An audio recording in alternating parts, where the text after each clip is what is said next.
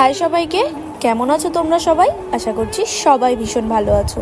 আমার নতুন আর একটা ব্লগে তোমাদের সবাইকে ওয়েলকাম। হ্যাঁ, জানি আমার ব্লগটা দিতে অনেকটাই লেট হয়ে গেছে। দিনটা ছিল 4 সেপ্টেম্বর, ছিল আমার মামার ছেলে মানে আমার ভাইয়ের অন্নপ্রাশন। ঠিক তার আগের দিনই আমরা চলে গেছিলাম মামার বাড়ি।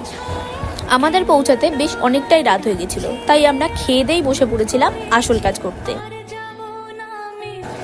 পরের দিন সকাল হতে না হতেই আমাদের যেই কাজগুলো বাকি ছিল আমরা সেইগুলো আগেই কমপ্লিট করে নিলাম। আর এই দেখো, উনি দেখছিলেন আমরা ঠিকমতো কাজ করছি কিনা। কাজের শেষে আমরা বসে পড়েছিলাম ওনাকে স্নান করানোর প্রস্তুতিতে।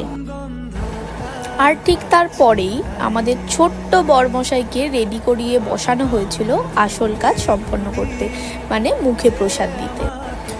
এইভাবেই পরপর রিচুয়ালসগুলো করে নেওয়া হচ্ছিল, কারণ যদি একবার কেঁদে ফেলে তাহলে তো হয়ে গেল।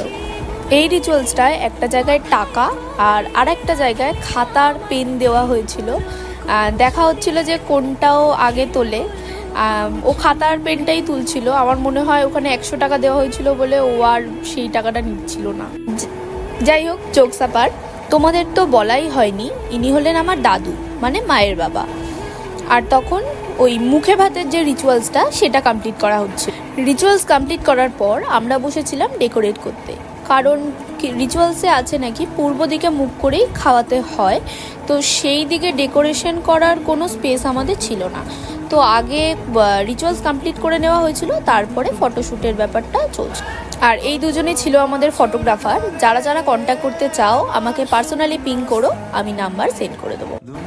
আর এইদিকে দেখো তো আমাদের ছোট্ট বরমশাইকে কেমন লাগছে। আর এটা হলো আমার বোন মানে আমার মামার মেয়ে।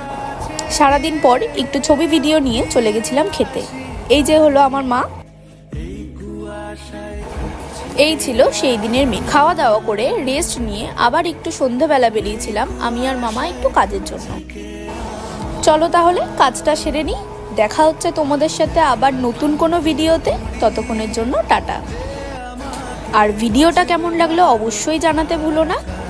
ভিডিওটা ইউটিউব থেকে দেখলে চ্যানেলটা সাবস্ক্রাইব করে দিও, আর ভিডিওটা ফেসবুক থেকে দেখলে ফলো করে দিও।